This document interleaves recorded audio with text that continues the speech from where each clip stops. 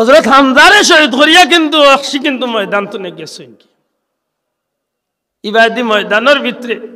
বিপর্যয় লামিয়ে আইছিল রাসূলে পাক সাল্লাল্লাহু আলাইহি ওয়াসাল্লাম উহুদের ময়দান এই কঠিন অবস্থার মাঝে নবীজি উহুদের পাহাড় আশ্রয় নিছেন সাইয়েদনা আবু বকর সিদ্দিক রাদিয়াল্লাহু তাআলা আনহু সহ কয়েকজন সাহাবী নবীজিরে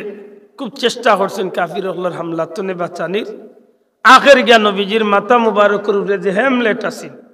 টুপি বেদ করিয়া আল্লাহ রাসূলের মাথার মাঝে একটা লোহার কোড়া ঢুকছিল নবীজির দান্দান মুবারক শহীদ হইছিল ময়দান শেষ হয়ে গেছে মুসলমান হলে বিজয় লাভ করছেন কিন্তু বহুত ক্ষতি হয়ে গেছে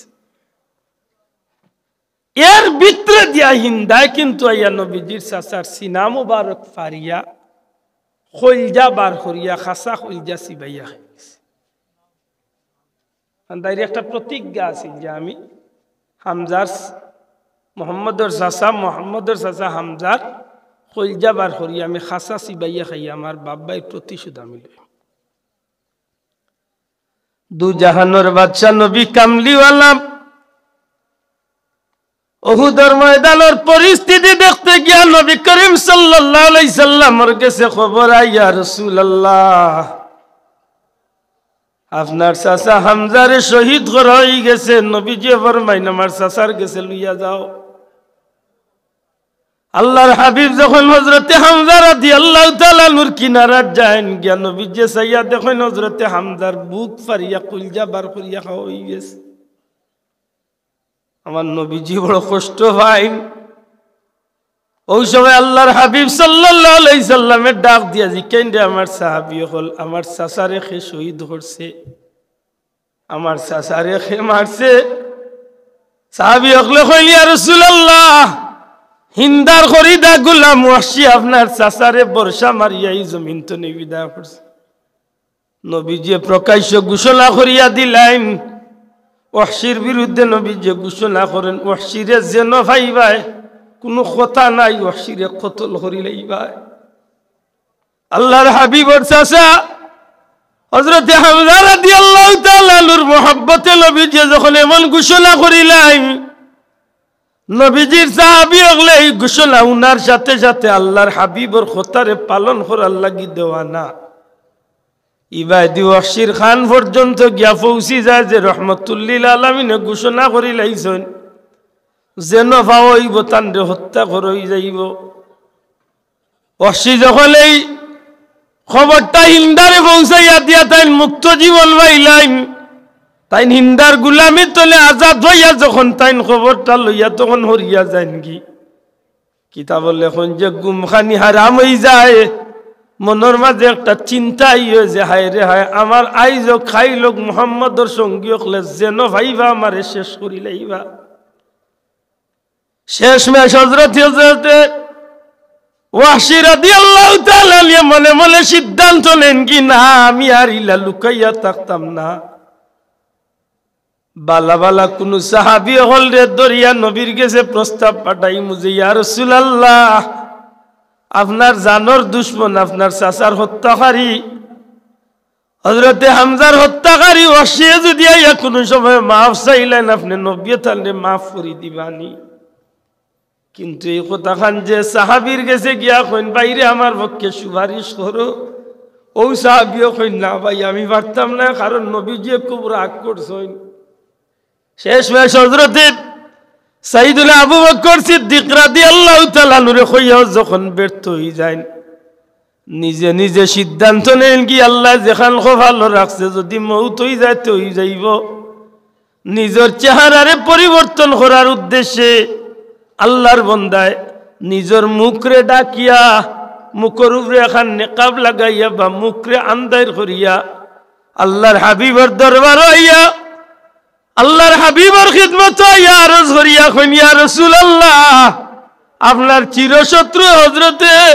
হামজার হত্যাকারী ওয়াহশী যদি আল্লাহর হাবিবরা তো ইয়া মাফ চাইয়া ইসলাম কবুল করিলেন নবী গো জানতাম চাই আর ওয়াহশীর মতো অপরাধীরে কি মাফ করিয়া দেওয়া যাইবনি রহমাতুল্লিল আলামিনে ডাক দিয়া কইল ওয়াহশী আর তোমারে তুমি লুকাইয়া রাখিও না আমি বুঝি আর তুমি আইছো যেহেতু কলমার ভিতরে তুমি আশ্রয় লইলি তাই নিয়ত করি লাইছো এই খাতিরে আল্লাহর খাতিরে দিনের খাতিরে আমি তোমারে মাফ করিয়া দিলাইলাম। ও নবীজিরা তো কলমা পড়িয়া তাই মুসলমান হয়ে যায়।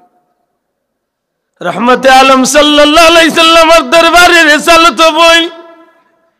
কিন্তু আমার আল্লাহ নবীজি যে সময় সাহাবী ওগুলোর বাদি চাই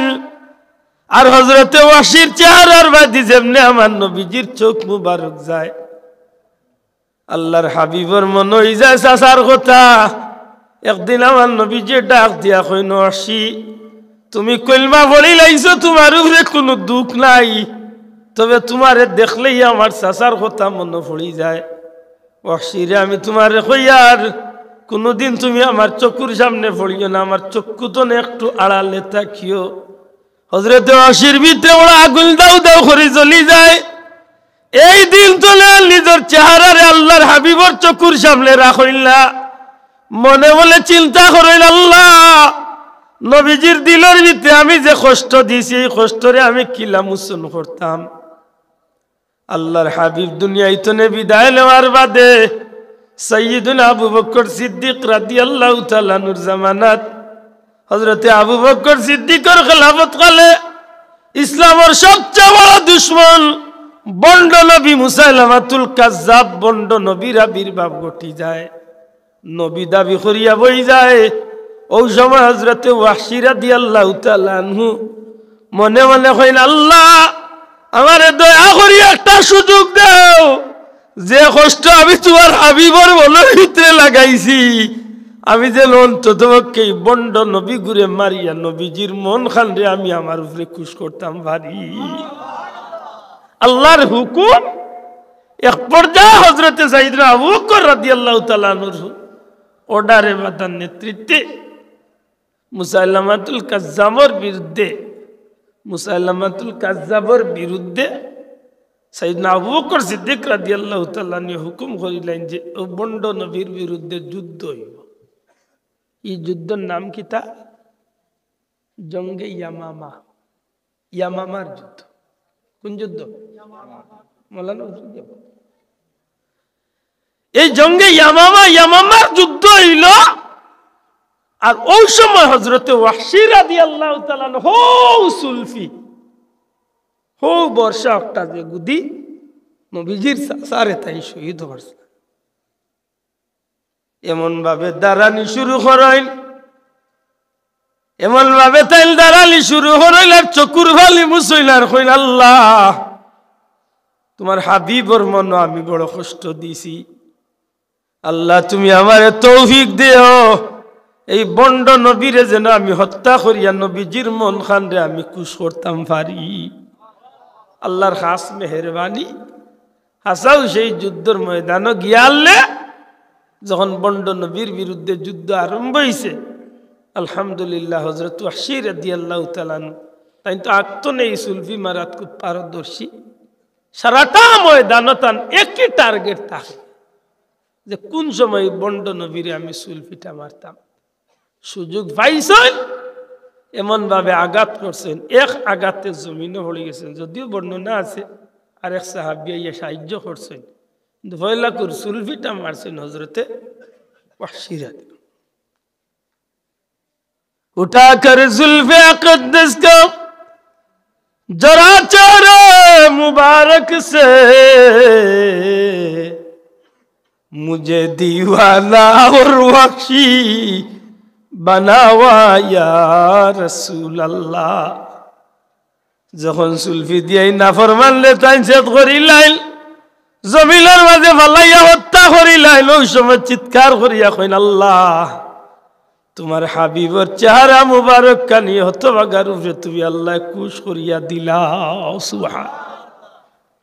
হাসা করি হোকা যায়। আজকের যে গুনতে কাদিয়ানি সম্প্রদায় যে গুনতে বন্ড নবী মির্জা গুলাম আহমদ কাদিয়ানির অনুসরণ করে এগুন ব্যস্ত যাইতা তো মাত্তা নাই। গুতলে শুরু করিয়া অগু পর্যন্ত মাঝখানো আরো 28 গু, টোটাল 30 গুণ 32 বন্ড নবীর আবির্ভাব হয়েছে।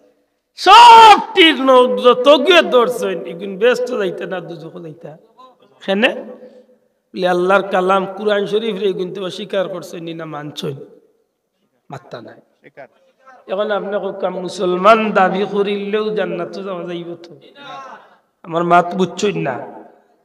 একজন মানুষ যে আল্লাহ জান্নাত দিবার যত নিয়ামত দিছে এর মাঝে বাসি বাসি সব নিয়ামত আল্লাহ আমরারে দিছে এর মাঝে আমি মুসলমান হইছি আমি মানুষ হইছি আর সপ্তাহের পরে খালি মুসলমান ওইয়া শেষ নাই মুসলমানের মাঝে তো আমি কাদিয়ানি তো থাকতাম পারতাম আমি শিয়া তো থাকতাম পারতাম আমি রাফিজি তো থাকতাম পারতাম আমি খারিজি তো থাকতাম পারতাম আমি মুতাজিলা তো থাকতাম পারতাম বিভিন্ন বাতিল ফিরকাত আমি থাকতাম পারতাম আল্লাহ আমারে আহলে সুন্নাত ওয়াল জামাতের অন্তর্ভুক্ত করিয়া জান্নাতে যাওয়ার সঠিক রাস্তা আল্লাহ আমারে ধরাইয়া দিয়েছে বড় করে হোক আলহামদুলিল্লাহ এর বাদে আল্লাহর পবিত্র কালাম কুরআন মজিদ আমি পাইছি নিয়ামত হিসাবে রহমত হিসাবে শিফা হিসাবে জুরি হই সুবহানাল্লাহ এর বাদে সর্বোপরি সবচেয়ে বড় যে নিয়ামত আল্লাহ আমারে দিয়েছেন আর নিয়ামতুল কুবরা আলাল আলম গোটা সৃষ্টি জগতের সবচেয়ে বড় নিয়ামত নবী মুহাম্মদুর রাসূলুল্লাহ সাল্লাল্লাহু আলাইহি সাল্লাম এই নিয়ামত পাওয়ার বাদেও যদি আমি জান্নাতি হইতে না পারি আশা করি আমি খুব বড় ভাগ্যবান না আমি হতভাগা শোনা ভাই নজরে আমি ভাগ্যবান না হতভাগা আমার লাগান দুর্ভাগা হতভাগা এই জমিন আর আসইনি লেতে কিতা করতাম কিতা আল্লাহ আমারে সব দিক আগাইয়া দিলাইছে ও যে মুরব্বী হল আছে নেরা জিকা যারা আখালুকিত নৌকা দৌড়াইছেন নৌকা চালাইছেন ফালর জমানা আছিল বাতাসের অপেক্ষা করতা বাটিয়ল বাতাস যখন বালাইব বেশি কোন যাইতা তখন খালি ভাল খান দরিয়া কইতা রে খাড়াল খান ঠিক রাখিস আল্লাহ দিলে সময় বেশি লাগতো না কিদাও মুরব্বী বাবাজি বলা নাইনি আল্লাহ আমরা মানব কুলের জন্ম দিছে আল্লাহ আমারে নবীর উম্মত বানাইছে আল্লাহ আমারে রহমতুল্লিল আলামিনের উম্মতর মাঝে আহলে সুন্নাত ওয়াল জামাতের অন্তর্ভুক্ত করছে আল্লাহ আমারে কুরআন কিতাব দিছে আল্লাহ নবী কামলিওয়ালার মতো শ্রেষ্ঠ নবী দিছে এখন অতটা বাবার বাদে আমরার খাম হইল কোন রকম খালি খালাল খান দরিয়া দুনিয়াইতে চলতাম আর আল্লাহর জান্নাত আমরা যাইতাম শোনা ভাই নজরে হোক সুবহানাল্লাহ কোন রকম খালি খালাল খান দরিয়া চলতাম আল্লাহর জান্নাত যাইতাম ফকির হইল আমার লাগি জান্নাত যাওয়া সুজা বাদশাহ হইল আমার লাগি জান্নাত যাওয়া সুজা যদি আমার ঠিক খাড়াল খান যদি ঠিক মতো দরিয়া রাখতাম পারি কারণ আমি আর হজরতে বেলালর মতো নাই আমি আর হজরতে আব্দুল্লাহর মতো নাই কারণ এরা দিন হামাইতে গিয়া যত তুফান খেলছেন ইটা তুফানে আমারে পাইছে মাত্তা নাই কোনো তুফানে পাইছে নি আমার লাগে বহুত কম আগুয়াইছে না আগুয়াইছে সুতরাং ই কথা খান মনোয়া নিয়া আমরা লাগি একটা জিনিস খেয়াল করার দরকার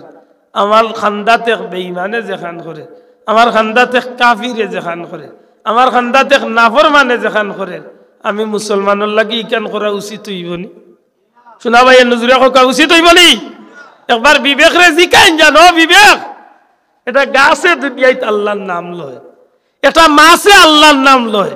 একটা ফাঁকি আল্লাহর নাম লয় একটা কীট পতঙ্গ আল্লাহর নাম লয় জেলা আল্লাহ কইয়াইছেন ওলা তার জীবন চালার এমন কি